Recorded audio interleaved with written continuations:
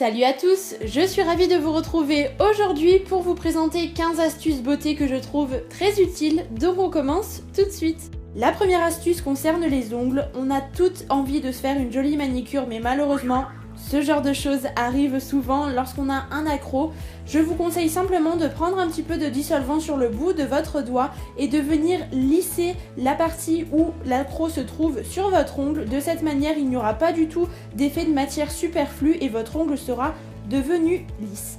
Et ensuite, vous n'avez plus qu'à repasser une couche de vernis vraiment uniforme et le tour est joué, ni vu ni connu.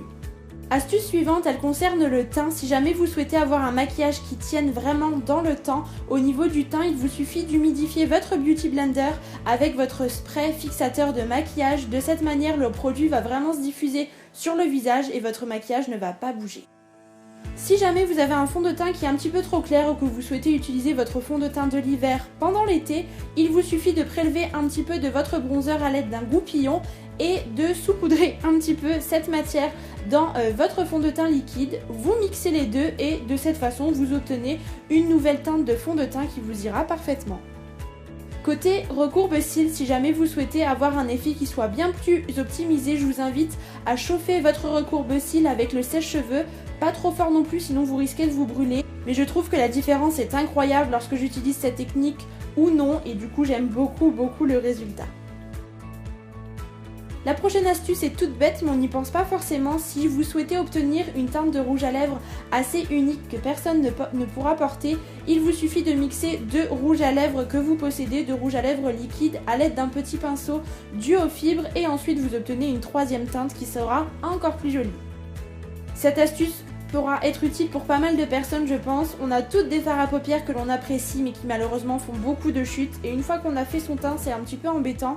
Du coup il vous suffit d'appliquer un morceau de scotch sur votre index, de le retourner et avec la partie collante vous n'avez plus qu'à venir tapoter sur les chutes et vous voyez que tout l'excédent de fard se retrouve sur le scotch. De cette façon vous avez un dessous d'œil impeccable. La septième astuce concerne les cheveux.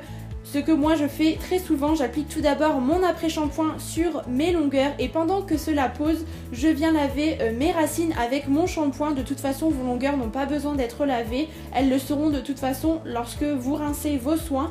Du coup, votre après-shampoing a le temps de poser et lorsqu'on est pressé, c'est quand même super sympa. Si jamais vous oubliez votre liner, que vous êtes parti en week-end ou simplement que vous n'en avez plus, cette astuce sera pour vous. Il vous suffit à l'aide d'un petit pinceau biseauté assez fin de prélever du mascara et de venir tracer votre liner comme à votre habitude. Vous voyez qu'on obtient un trait qui est très intense et qui peut être waterproof si votre mascara l'est, il ne bougera pas de la journée. Si vous êtes comme moi et que vous faites la guerre aux bébés cheveux qui sont tout autour de votre visage, je vous invite à vaporiser un petit peu de lac sur un goupillon et de venir brosser ces petits cheveux vers l'arrière de manière à les estomper et les fondre avec le reste de votre chevelure. De cette façon, ils seront fixés et ils ne bougeront pas. L'effet est quand même plutôt garanti. Si vous souhaitez réaliser un nettoyage de votre Beauty Blender en profondeur et vraiment très efficace, il vous suffit de le plonger dans un petit peu d'huile d'olive et de venir le malaxer de manière à retirer tout le fond de teint qui se trouve à l'intérieur de votre éponge. C'est le corps gras de l'huile d'olive qui va permettre cela, c'est bien plus efficace qu'un savon lambda et surtout c'est super comme technique. Vous venez ensuite le rincer à l'eau et je répète l'opération. Vous voyez que tout l'excédent de fond de teint en ressort, ce n'est pas très glamour mais au moins vous avez un Beauty Blender qui est très propre et comme neuf.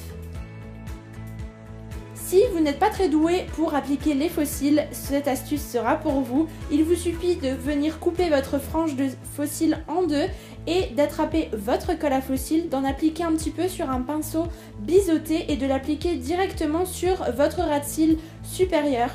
Du coup, vous aurez quelque chose d'un petit peu plus précis et moins de manipulation. Ensuite, à l'aide d'une pince à épiler, vous n'avez plus qu'à appliquer votre faux cils directement sur la paupière sans en avoir appliqué de la colle dessus et vous voyez que le résultat est top.